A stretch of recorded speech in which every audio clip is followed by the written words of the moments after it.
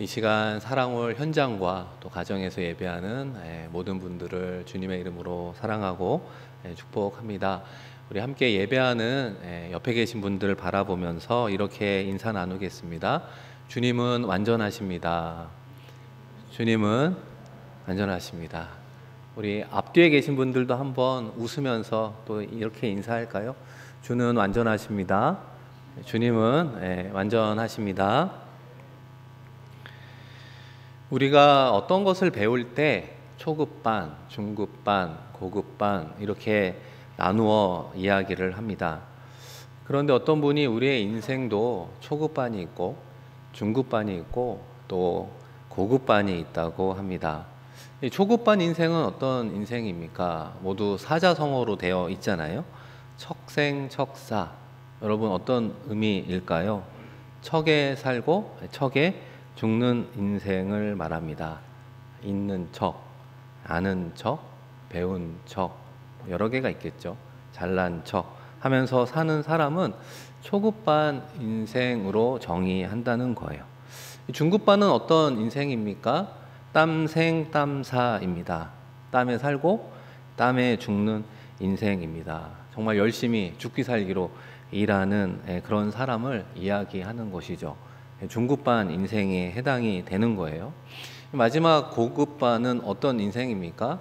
공생공사입니다. 이 표현은 어디서 왔을까요? 공술의 공수거라고 하는 거예요. 우리가 태어날 때 어떤 거를 가지고 태어나지는 않잖아요. 보편적으로 빈손으로 태어나고 하나님께서 부르시는 그날도 빈손으로 가는 인생이지 않겠습니까? 그렇기 때문에 고급반 인생은 공생공사 정신으로 살아가는 것입니다. 하나님께서 우리에게 주신 은혜와 선물이 있겠죠.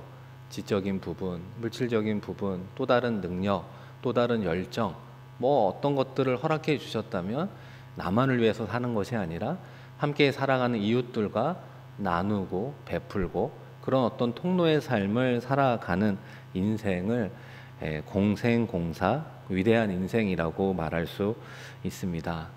우리들의 인생을 한 번쯤 뒤돌아볼 때 우리는 지금 어느 반에 속해 있습니까? 바라기는 초급반, 중급반을 넘어서 우리 모두가 고급반 인생으로 나아가기를 소망합니다. 우리 모두가 이제 코로나 3년 차를 보내고 있습니다. 여러 가지로 힘든 시간을 보내는데 우리가 이 어려운 가운데 어떻게 그래도 위로받고 살아갈 수 있을까 생각해 보면 앞서 말씀드린 것처럼 동일하게 피차 안위하고 격려하고 위로하는 사람들이 있었기 때문에 우리가 버티고 또 승리할 수 있는 것 아니겠습니까? 그러니까 이 어려운 시기일수록 우리의 격려와 위로와 우리의 도움의 손길이 누군가를 살리고 있구나 생각할 수 있습니다. 그런 면에서 오늘 함께 다룰 하나님의 말씀은 이 다윗의 고난 이야기입니다. 이 다윗과 함께 인생의 고난을 받는 사람들과의 모이는 사건들을 통해 하나님의 일하시는 방식을 함께 다루어 보려고 하는데요. 여러분, 다윗 하면 상대적으로 어떤 왕이 떠오르십니까? 아마 사울 이런 생각을 하실 겁니다. 우리가 잘 알고 있는 사울은 사람 중심적 왕 이렇게 요약할 수 있습니다. 하나님 말씀을 듣고 순종하기보다는 언제나 진리를 추구하는 인생을 살아갔습니다. 반면에 다윗은 어떤 인물이죠? 하나님 중심적 삶을 살아갔습니다. 하나님께서 기뻐하시는 고난도 어떻게 보면은 하나님께서 끝내 주실 때까지 순종하며 받았던 인물입니다. 이 다윗이 하나님이 허락한 그 고난 속에서 죽이기도 하고 살리기도 하고 음부에 내리기도 하고 올리시기도 하는 하나님의 절대 주권을 배우게 되더라. 그것은 다윗이 겪은 고난 속에서만 이 하나님을 온전히 신뢰하는 법을 몸소 체험하게 되었습니다. 그러니까 우리로 말하면 하나님에 대한 신뢰, 하나님에 대한 믿음이 확고해지는 계기가 되었습니다. 우리가 매주 수요 예배 때 로마서 강해를 하고 있거든요. 이 로마서는 어떤 책입니까? 이 복음이 무엇인가를 설명해 주는 책이라고 말씀을 드렸습니다. 이 복음이라고 하는 것이 예수는 그리스도, 예수는 우리의 구원자입니다라고 하는 이 복된 소식, 복음이 선포되었는데 그것을 믿는 사람을 하나님께서는 어떻게 받아주신다고요? 의인으로 받아주신다라고 하는 거예요. 여러분, 여기서 의인으로 받아주신다는 게 중요한 이유가 무엇이냐면, 의인의 의는 누구로부터 나오는 거냐? 나의 선행으로부터, 나의 도덕적 행함으로 나오는 의가 아니라 하나님으로부터 나오는 의를 받은 사람으로 인정해 준다는 거예요. 그래서 믿음으로 의인이 되었다는 건 하나님의 사람이 되었다는 거예요. 하나님의 사람이 되었다는 것은 하나님이 우리의 인생에 간섭하시고 우리의 인생에 개입하시고 한 걸음 한 걸음 인도해 주셔서 궁극적으로는 승리하는 인생, 우리의 인생을 하나님께서 책임져 주시겠다고 말해주고 있습니다. 그것이 믿음으로 의인이 된 인생의 결과라고 이야기할 수 있는 것이죠. 그렇기 때문에 우리의 믿음은 어떻게 키워갈 수 있을까 연이어 질문하게 되잖아요. 이 다윗의 고난을 통해 무엇을 한 번 더 말씀드리게 됩니까? 다윗이 고난을 겪으면 겪을수록 오히려 하나님을 더 의지하게 되더라. 이 고난을 겪을수록 하나님을 더 붙잡게 되더라. 반대로 이스라엘의 초대왕이 되었던 사울은 어떤 인생을 살아갔습니까? 왕이 되기 전에는 여호와의 신으로 충만했지만 왕이 된 이후로부터는 하나님으로부터 멀어지게 되었습니다. 이 최고 권력이라고 하는 권력의 맛을 본 이후에는 하나님으로부터 멀어지게 됐는데 하나님으로부터 멀어진 증거가 눈에 나타난다는 거예요. 그게 무엇이냐면 하나님이 하지 말라고 하는 혹은 하라고 하는 그 말씀에 불순종한 모습으로부터 하나님으로부터 멀어진 것을 보게 되는 겁니다. 결론적으로 하나님은 사울을 왕으로 세운 것을 후회하노라 성경은 증언합니다. 사랑하는 성도 여러분, 믿음으로 구원받고 의인으로 살아가는 우리들의 삶의 자리에 필요들이 있습니까? 없습니까? 있다는 거예요. 문제를 해결해야 되는 것이 있습니까? 많이 있다는 거예요. 그래서 하나님께 기도하며 나아가고 있지 않습니까? 그런데 하나님의 마음속에는 어떤 인물이 자꾸 생각이 나냐면 이 사울왕의 케이스가 이 하나님의 마음속에 남아 있다는 거예요. 우리의 피로도 채워주시고 우리의 문제도 해결해 주시기를 원하시지만 그런 부분들로 인해서 이루어진 그 성공이 오히려 우리로 하여금 하나님으로부터 멀어지게 될까 하나님도 노심초사하게 되는 것입니다. 그렇기 때문에 하나님께서 뜸을 들이시고 다시 한번 우리들의 삶의 자리 가운데 보여지는 우리의 행동을 주님께서 주시하고 있는 것입니다. 그런 면에서 우리는 고난받는 종에서 시작하여 하나님이 인정한 왕의 표상인 이 다윗의 인생을 따라야 할까요? 아니면 겉으로 보기에는 버림받는 왕의 표상인 사울을 구하고 사울의 인생을 따라야 하겠습니까? 여러분은 누구의 인생을 따르고 싶습니까? 우리가 다윗의 인생을 따라야 한다면 반드시 고난의 터널을 지나가야 된다라고 하는 거예요. 그 고난의 터널이 얼마나 힘든가 다윗의 시편을 통해 고난받는 자로서의 심경을 토로하고 있습니다. 시편 18편 4, 5절 말씀 보시면 사망의 줄이 나를 얻고 불의의 창수가 나를 두렵게 하였으며 스올의 줄이 나를 두르고 사망의 올무가 내게 이르렀도다. 이 다윗이 거짓말을 하는 게 아니잖아요. 지금 나의 고난 가운데 내가 느끼고 있는 심경이 표현된 단어들이 다 무겁잖아요. 사망의 줄, 불의의 창수, 스올의 줄, 사망의 올무가 나를 기다리고 있는 정말 죽느냐 사느냐 이 생사의 기로에 놓여 있는 다윗의 마음을 조금이나마 우리가 느낄 수 있는 것 아닙니까? 우리도 고난의 터널을 통과하면서 불안하고 두려운 마음을 금할 수 없습니다. 이번에는 준비하는 계약이 잘 성사될까? 이번에는 우리의 자녀의 좋은 성적이 나올까? 우리의 건강이 잘 회복될 수 있을까? 무엇이 여러분을 두렵게 그리고 불안케 하고 있습니까? 이런 모든 고난 속에서 다윗의 결론이 시편을 통해 어떻게 나오고 있습니까? 궁극적으로 사울의 손에서 건지시고 구원해 주신 분은 하나님이십니다. 나의 유일한 피난처는 다른 사람들도 아니고 권력자들도 아니고 다른 나라 이방 왕들도 아니라 유일한 피난처는 우리의 하나님이십니다 라고 하는 다윗의 고백을 보아야 하는 것입니다. 더 나아가 우리의 유일한 피난처요, 그분은 하나님이심을 우리도 믿음으로 고백해야 되는 것입니다.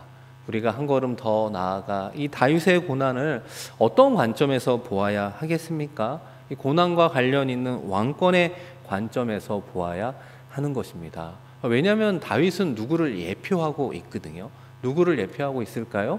예수 그리스도를 예표하고 있습니다. 우리는 예수 그리스도를 통해 구원받은 하나님의 자녀이기 때문에 우리의 고난 또한 동일한 이 왕권의 관점에서 바라보아야 하는 것이죠.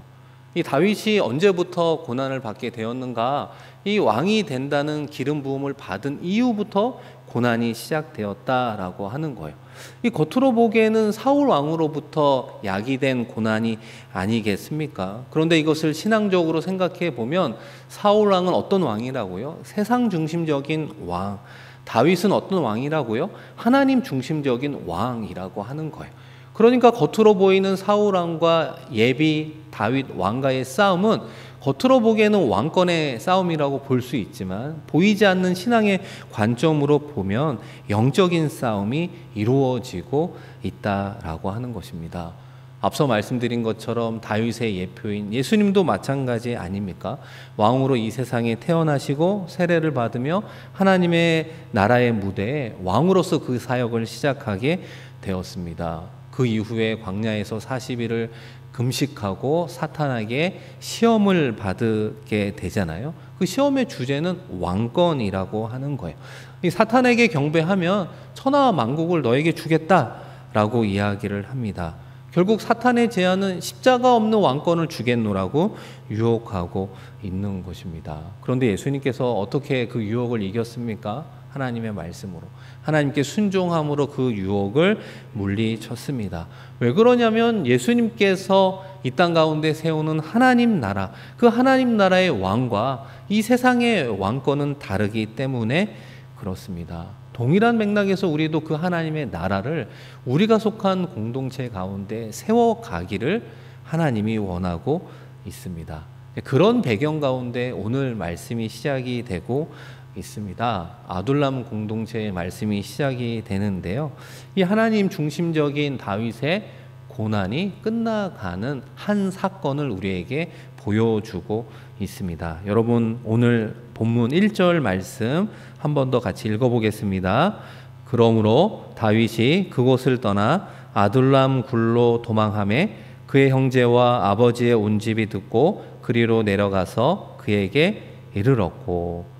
아둘람 굴, 유명한 여러 굴 중에 하나입니다. 그런데 아둘람 굴로 도피한 다윗의 마음은 어떠하겠습니까? 앞서 말씀드린 것처럼 불안할 수도 있죠. 또 마음이 착잡할 수도 있죠. 비참할 수도 있습니다. 그런데 동일한 본문 6절 말씀에 사울왕은 어떤 존재라고 말하고 있습니까? 우리 6절도 한번 같이 읽어보겠습니다. 사울이 다윗과 그와 함께 있는 사람들이 나타났다 함을 들으니라. 그때 사울이 기브와 높은 곳에서 손에 단창을 들고 에셀 나무 아래에 앉았고 모든 신하들은 그의 곁에 섰더니. 이 다윗의 모습과 상당히 대조적이잖아요. 다윗은 도망자 신세로 아둘람 굴로 피난처를 삼게 되었는데 사울왕은 어느 곳에 있다고요? 기브와 높은 곳, 위험 있고 권세 잡은 자의 모습으로 있습니다. 엄청난 대조가 이루는 듯 보인다라고 하는 거예요. 나는 자꾸만 하는 일이 어그러지고 어려운 일이 풀리지 않아 괴로운데, 이 반대로 하나님을 믿지 않는 세상 사람들은 일이 잘 되는 것 같거든요. 어려운 일도 좀 척척 해결되는 듯한 모습을 보게 될 때 마음이 어떠하겠습니까? 아마 다윗도 그런 비슷한 마음을 품고 있었을 것입니다. 특히나 이 아둘람이라고 하는 의미는 막혀 있는 곳이라는 뜻을 가지고 있거든요. 아둘람 굴에 피해 있기는 하나 마치 막다른 골목에 있는 느낌을 지울 수 없습니다. 이 특별히 굴이라고 하는 또 다른 의미는 매장지라고 하는 의미가 있습니다. 이스라엘은 지금도 대한민국에서는 시신을 땅을 파서 안장을 하잖아요. 근데 유대인들은 지금도 굴에 시신을 안장하게 되어 있는 거예요. 그러니까 굴이 피난처가 될 수도 있지만 죽은 자의 시신을 모아두는, 자신의 시신이 매장될 수 있는 곳에 있는 듯한 느낌을 지울 수 없다라고 하는 것입니다. 그런데 이 다윗의 고난을 아까 예수님의 입장에서 보아야 한다고 그랬죠. 이 기독론의 관점으로 본다면 예수님 역시 죽음 후 굴에 장사되었습니다. 그리고 끝난 것이 아니라 사흘 만에 부활하시어 우리의 구원자로 서게 되었습니다. 이 사망 권세를 깨뜨리고 부활하신 그죠? 우리의 구원자가 되어 주셨다라고 하는 것입니다. 그런 의미에서 다윗의 후손으로 오셨던 예수 그리스도의 가장 핵심이 되는 사건이 이 무덤에서 부활한 사건이 아니겠습니까? 마찬가지로 다윗 역시 아둘람 굴에서 죽은 것으로 끝나는 것이 아니라 오히려 성경은 이 아둘람 공동체가 다윗 왕조를 시작하는 기틀이 되었노라고 우리에게 말씀하고 있습니다. 어떻게 막다른 골목에서 기사회생할 수 있었을까? 여러분, 이어지는 본문 2절 말씀인데요. 환난당한 모든 자와 빚진 모든 자와 마음이 원통한 자가 다 그에게로 모였고 그는 그들의 우두머리가 되었는데 그와 함께한 자가 400명 가량이었더라. 여러분, 이 말씀이 저는 엄청 중요하다라는 생각을 지울 수 없습니다. 어느 누구의 강요로 모인 것이 아니에요. 다윗이 자신들을 제대로 이해해 줄 것 같아서 다윗에게 모인 사람들입니다. 더군다나 도피 생활하는 다윗에게도 그들이 찾아온 것이 큰 위로가 되고 힘이 되었을 것입니다. 다윗 중심으로 다윗을 신뢰하고 서로 믿고 의지하며 피차 아니하는 사람들이 모이게 되었다라고 하는 것이 하나님이 우리에게 주시는 시그널이 된다는 사실입니다. 반대로 하나님께서 사울 왕을 버렸다는 시그널은 어떻게 나타나고 있을까요? 여러분, 22장 8절 말씀인데요. 한번 같이 읽어보겠습니다.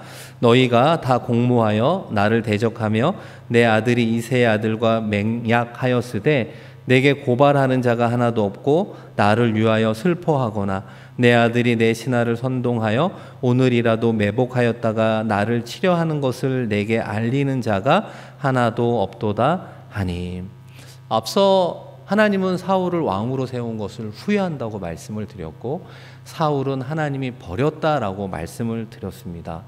이 하나님은 보이지 않잖아요. 이 보이지 않는 하나님이 사울을 버렸다는 것은 어떻게 우리가 알 수 있겠습니까? 사울의 아들과 신하로부터 버림받는 모습을 통해 알 수 있다라고 하는 거예요.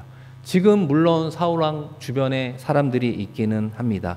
그죠? 그런데 왜 그들이 모였습니까? 사울 왕을 염려해서 정말 진심으로 걱정하고 위하고 신뢰하고 믿음의 공동체로 모인 것이 아니라 사울 왕 중심으로 모인 사람들의 공통점은 무엇입니까? 한결같이 그 권력을 탐하는 사람들. 그래서 그 권력을 사울이 잃어버리면 다 흩어져 버릴 사람들의 모습을 우리가 보아야 한다라고 하는 것입니다. 사랑하는 성도 여러분, 긴 고난을 통해 다윗이 하나님께서 인정할 만한 믿음의 사람이 되었다라고 하는 것을 우리가 어떻게 아느냐라고 하는 거예요. 보이지 않는 그 믿음의 증거가 어떻게 나타나느냐? 보이는 사람들과 관계성에서 찾을 수 있어야 된다는 거예요. 이 사울을 중심으로 모였던 400명이 사울을 향한, 다윗을 향한 신뢰를 가지고 모였다. 내 마음을 이해해 줄 사람, 서로 의지할 사람, 피차 아니할 사람, 서로 합력하여 선을 이루고 공동체를 이루어갈 사람들의 모습을 통해 하나님이 이제는 다윗의 믿음이 충분하구나, 그 믿음의 증거가 모인 사람들의 신뢰 관계 속에서 엿볼 수 있다라고 하는 것입니다. 보이지 않는 믿음은 우리의 삶의 자리에서 보여지게 된다는 것을 기억해야 되는 것입니다. 다윗에게 모인 400명이 어떤 사람들이라고 합니까? 환난당한 모든 자, 빚진 모든 자, 마음이 원통한 자, 이렇게 표현하지요. 이 환난당한 자는 아마 사울 왕의 학정에 오랫동안 시달렸던 백성들, 아니면 다윗을 추종한다는 이유로 제거되었던 정치인들로 보입니다. 빚진 자는 말 그대로 빚을 진 사람이죠. 빚을 갚지 못해서 노예 신세가 되어서 체주에게 도망친 사람들로 보입니다. 마음이 원통한 사람은 마음에 어떤 고통스럽고 외부로 받은 상처와 환난으로 어려움을 겪고 있는 사람들이 모두 누구에게로 모였다고요? 다윗에게 모였다라고 하는 거예요. 다윗이야말로 사울에게 환난당한 자죠. 마음이 원통한 사람이 아니겠습니까? 온갖 고난을 당한 다윗만이 이들의 마음을 잘 알 수 있기 때문에, 그들의 진정한 위로자가 될 수 있기 때문에 다윗을 찾아왔고, 그 신뢰 속에 다윗 왕조의 기틀이 되는 공동체가 형성되었다라고 하는 거예요. 이 다윗 역시 13년의 고난이 아니었더라면 이들을 어떻게 온 마음 다해 이해할 수 있겠습니까? 그러니까 다윗의 고난을 허락하신 하나님의 고난은 두 가지 갈래로 나가고 있는 거예요. 하나는 하나님과의 보이지 않는 믿음의 관계, 사랑의 관계, 신뢰의 관계를 형성하기를 원하고요. 그것을 어떻게 확인할 수 있습니까? 다윗 주변의 사람들의 사랑의 관계, 믿음의 관계, 신뢰의 관계로 보여지는 것을 보고 알 수 있는 거예요. 그런데 왜 하나님께서는 이 백성들과의 관계를 중요하게 여길까요?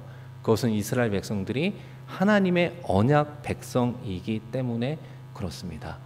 나중에 다윗이 왕이 되는 것 아시죠? 그리고 훗날 어린 솔로몬이 다윗 왕을 이어서 왕이 되는 것도 아실 겁니다. 1000번제를 드린 이후에 꿈에 나타나 너의 소원이 무엇이냐 어린 솔로몬에게 물어보았을 때 어린 솔로몬이 결과적으로 지혜를 구했거든요. 지혜를 구했다는 게 중요한 것이 아니라 그것을 구한 이유가 중요해요. 뭐라고 이야기를 하냐면, 저는 어린데 주의 많은 백성들이 있습니다. 주의 많은 백성들을 제가 어떻게 송사하리까? 어떻게 공정하게 재판하겠습니까? 어린 저에게는 지혜가 필요합니다 라고 하는 것이 하나님의 마음에 들었다는 거예요. 하나님의 마음에 흡족한 기도의 제목이었기에 하나님이 그에게 지혜만 주신 것이 아니라 구하지 않은 것을 더하여 주었던 것을 기억해야 되는 것이죠. 다윗의 고난을 통해 하나님은 하나님 중심적인 믿음의 소유자가 되기를 원했고, 이 고난을 통해서 하나님의 백성 중심적인 리더가 되기를 하나님께서 간절히 원하고 있었던 것입니다. 그런 의미에서 다윗의 고난의 출구, 그 희망의 빛이 어떻게 보일 수 있을까요? 그 주변으로 믿음의 사람들이 모이는 것을 통해 다윗의 고난이 끝나가고 있구나라고 하는 것을 보게 된다는 것입니다. 제가 한 10년 전에 부천 동강교회에서 이제 부목사로 사역을 할 때 만났던 집사님 한 분이 계시는데, 류태승이라는 집사님이세요. 그때가 아마 60이 넘으신 분이고 늦게 어떻게 보면 성공한 분이었습니다. 그분이 이제 간증을 하게 되었는데 제가 크게 세 가지가 기억이 납니다. 그분이 이제 사업을 하면서 여러 번의 실패가 있었어요. 뭐 그럴 수 있잖아요. 그런데 그 가운데 정부로부터 예산 지원을 받아서 설립한 사업에 실패를 보게 되었다고 합니다. 근데 그러면 주변 동료들이 파산 신청하면 된다, 빚 안 갚아도 된다, 그렇게 이야기도 하고 이분도 알고 있었지만 그렇게 하지 않으셨어요.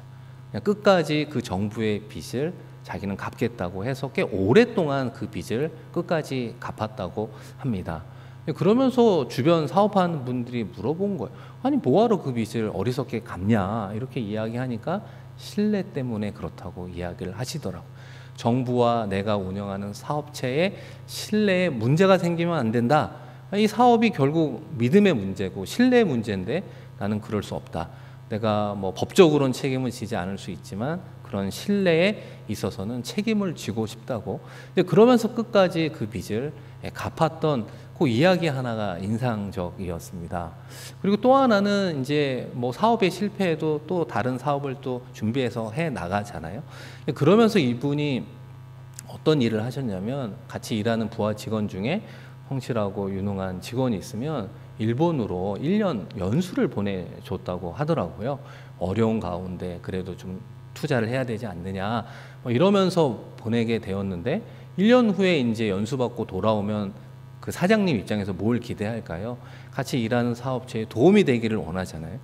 그런데 수개월이 지나면 다른 회사로 이직을 하게 되더래요. 그러니까 인간적으로는 좀 배신감도 느끼고 이제 경력 쌓았다고 다른 곳으로 떠나는 모습에 그 착잡한 마음에 이 일을 그만둘까? 이런 생각이 들다가도 개인적으로나 뭐 대한민국 차원에서는 유익한 일이잖아요. 그러니까 어려운 살림에도 또 다음에 또 괜찮은 사람이 있으면 또 일본으로 이렇게 보내게 되고, 그러면 아니나 다를까 또 이분이 얼마 있다가 다른 회사로 가는 그런 일들이 반복은 되었다, 이런 이야기를 하시더라고요.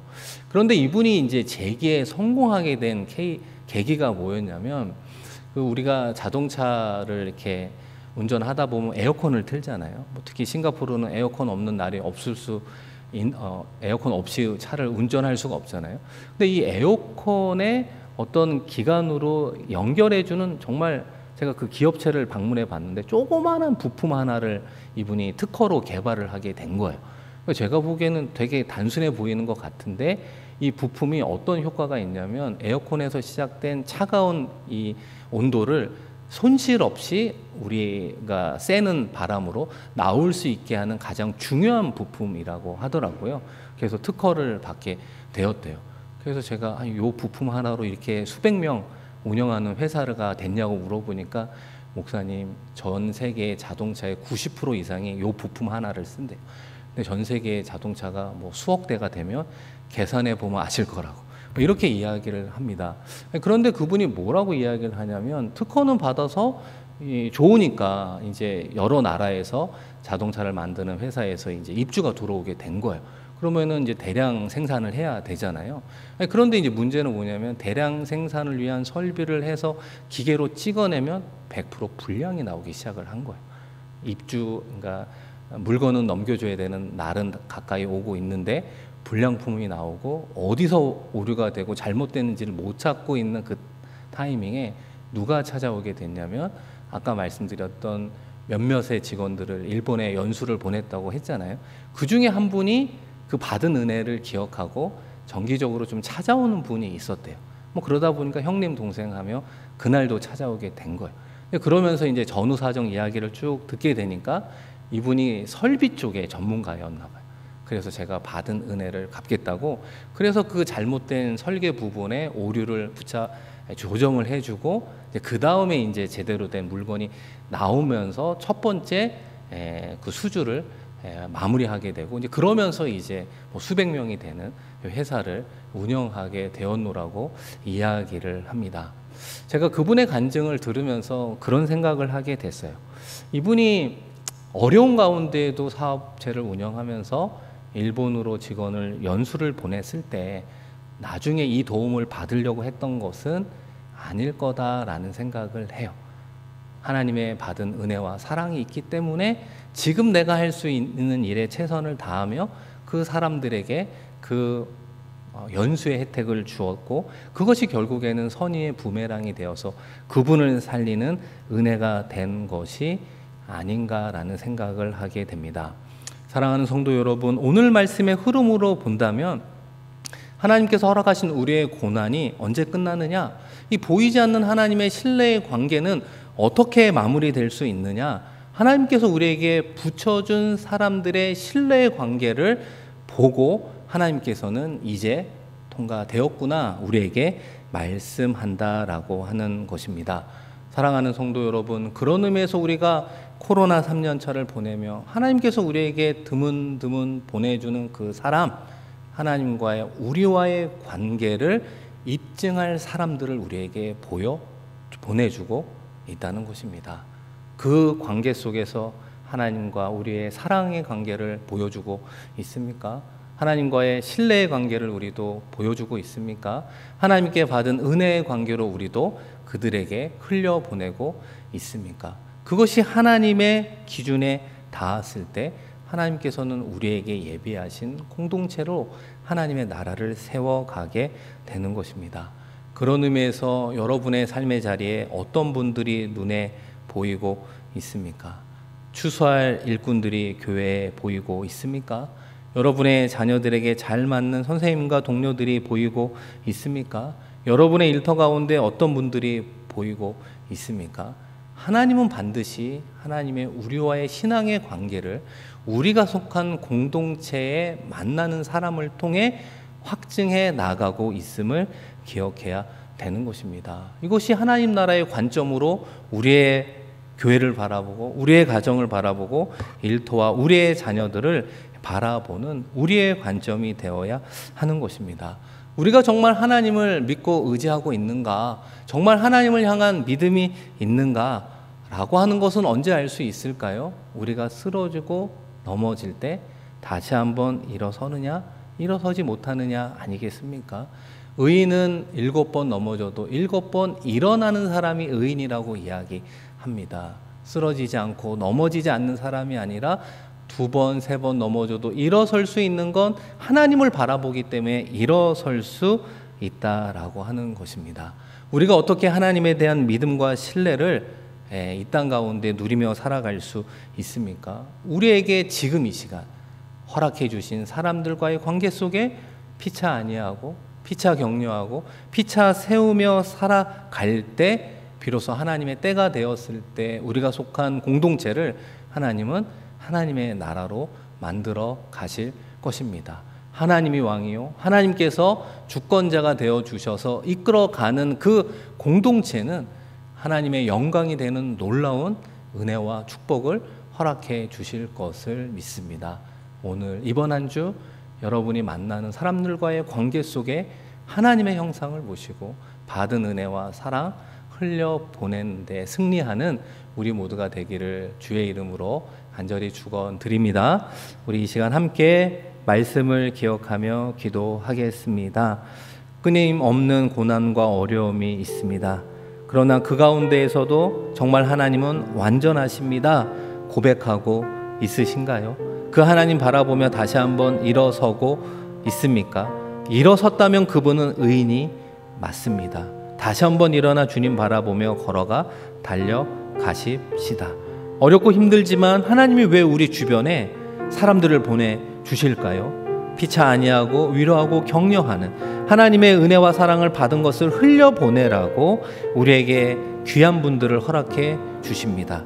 그것을 이루어갈 때 하나님이 이제 되었구나 라고 하는 그 하나님의 때에 여러분이 속한 모임 속에 하나님의 나라를 세워 가실 것입니다. 정말 하나님 영광 받으실 만한 놀라운 역사 하나님께서 여러분에게 선물로 허락해 주실 것을 기대하며 나아가십시다.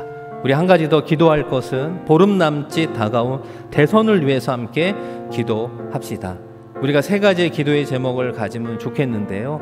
하나님을 두려워하는 분이 선출될 수 있도록, 2번째로는 국민을 섬기고 국민을 위해서 일할 수 있는 분 선출되게 하여 주옵소서. 마지막으로 도덕적으로나 윤리적으로 당당한 분이 선출될 수 있는 은혜 더하여 주옵소서. 이 시간 말씀과 대선을 위해서 기도할 때요, 우리 주여 한번 부르고 하나님께 기도하겠습니다. 주여. 하나님 아버지, 이 시간 이 자리에 우리를 하나님을 예배하는 예배자로 불러주시니 고맙고 감사합니다. 이 시간 이 자리에 있다는 것이 하나님을 예배하고 하나님의 사랑을 보답하는 아버지 하나님 예배자의 모습인 줄로 믿습니다. 주일만 하나님을 예배하는 예배자로 서지 않게 하시고 삶의 모든 자리에서도 하나님을 예배하는 예배자로 살아가게 하여 주시옵소서. 보이지 않지만 역사하신 하나님, 하나님으로부터 받은 은혜와 사랑이 너무나 크고 놀랍습니다. 코로나 3년차 가운데 우리에게 붙여주신 많은 사람들 외면하지 않게 하시고, 나도 어렵고 힘들지만 내가 그들에게 도움의 손길을 내밀 때, 사랑의 손길을 내밀 때, 그들을 위로하고 공감할 때 아버지 하나님 오히려 하나님을 우리를 인정해 주시는 줄로 믿습니다. 우리가 속한 가정과 사랑하는 자녀들, 일하는 일터 가운데 하나님의 나라가 세워져 가기를 원합니다. 하나님만이 그 공동체의 왕이심을 선포하며 나아갈 때 예배하신 하나님의 축복을 누리게 하여 주시옵소서. 고난받는 종으로 시작하여 하나님 인정한 왕이 되었던 다윗의 모습이 우리의 인생이 될 수 있도록 역사하여 주시옵소서. 아버지 하나님 중보하며 기도합니다.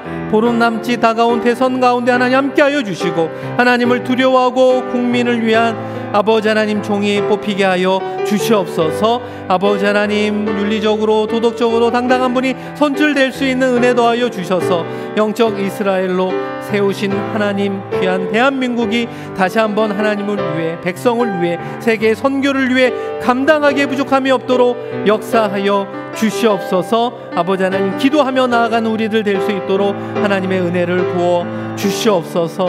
주님 바라보며 나아가 기도합니다. 주님 도와주시옵소서. 하나님 아버지, 보이지 않는 하나님을 사랑하며 그 하나님을 더욱더 의지하며 승리하는 우리 모두가 되게 하여 주시옵소서. 계속되는 인생의 고난과 그 고난에 따른 고통 가운데 때로는 불안하고 때로는 두려운 마음이 엄습하지만 다시 한번 그 하나님을 바라보며 주님 주시는 평안으로 이겨가게 하여 주시옵소서. 의인은 쓰러지지 않는 자가 아니라 넘어져도 일어나고 넘어져도 다시 한번 주님 바라보며 일어나는 사람을 의인이라 하셨사오니 주님 바라보며 다시 한번 낙심한 그 자리에서 일어나 걸어가 달려가게 하여 주시옵소서. 독수리가 날개치며 올라감 같은 하나님의 충만한 은혜와 힘 더하여 주셔서 다시 한번 실패의 자리에서 나아가 하나님께서 예비하신 성공의 자리로 나아가게 하여 주시옵소서. 아버지 하나님, 대선이 15일 남짓 다가오고 있습니다. 하나님을 두려워하며 국민을 겸손히 섬길 수 있는 도덕적으로 당당한 분이 선출될 수 있도록 기도하며 준비하게 하여 주셔서 하나님께서 대한민국을 이스라엘의 영적 이스라엘로 삼아 주셨습니다. 마지막 귀한 사명 감당하는 하나님의 축복받는 대한민국으로 삼아 주시옵소서. 감사드리며 귀하신 예수 그리스도의 이름으로 축복하며 기도드립니다. 아멘.